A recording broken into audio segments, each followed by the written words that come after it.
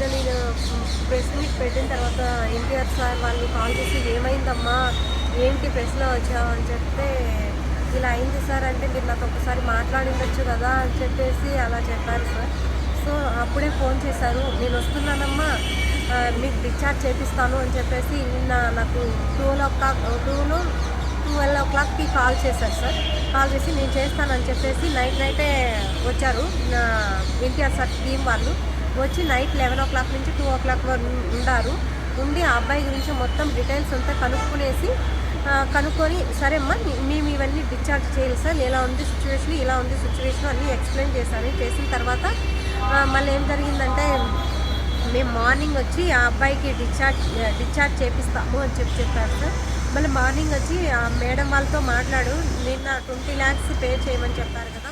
మళ్ళీ NTR sir team వాళ్ళు వచ్చేసి వాళ్ళందరితో మాట్లాడి 20 lakhs నుంచి 8 lakhs వరకు డిస్కౌంట్ చేసి 12 lakhs ఎన్టీఆర్ సార్ వాళ్ళు పే చేసేసి డిశ్చార్జ్ ఇచ్చారు సార్.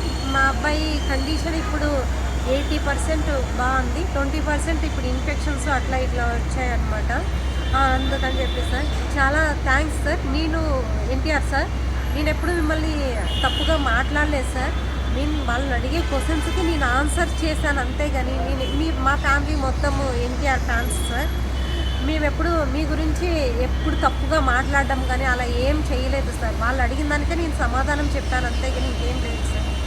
మా ఇంట్లో వాళ్ళందరూ మీరు మాట్లాడే స్పీచ్ విని మేమందరము ఒక పిల్లాడంటే ఇలా ఉండాలి అని మా అవ్వ వాళ్ళు అందరూ అలా అనుకుంటారు సార్. మేము కానీ ఇలా మీరు మాట్లాడుతుంటే అలాగే టీవీ ముందర కూర్చొని చూస్తూ ఉంటాం సార్. Thank you sir. మా అబ్బాయికి డిశ్చార్జ్ చేసి మీ అందరి సపోర్ట్ వల్ల డిశ్చార్జ్ అవుతుంది. ఆ అబ్బాయి ఆరోగ్యం బాగుండాలని మనస్ఫూర్తిగా మీరు ఆ రోజు వీడియో కాల్లో కోరుకున్నారు, అదేవిధంగా జరిగింది సార్.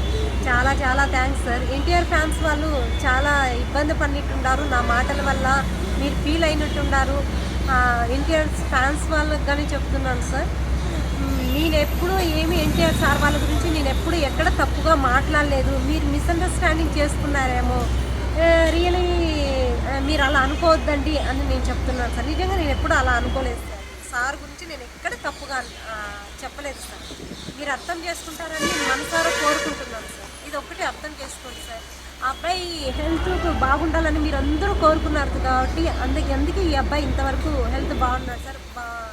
ఇప్పుడు డిశ్చార్జ్ చేసుకుని ఇంటికి వెళ్తున్నాం సార్. Thank you sir.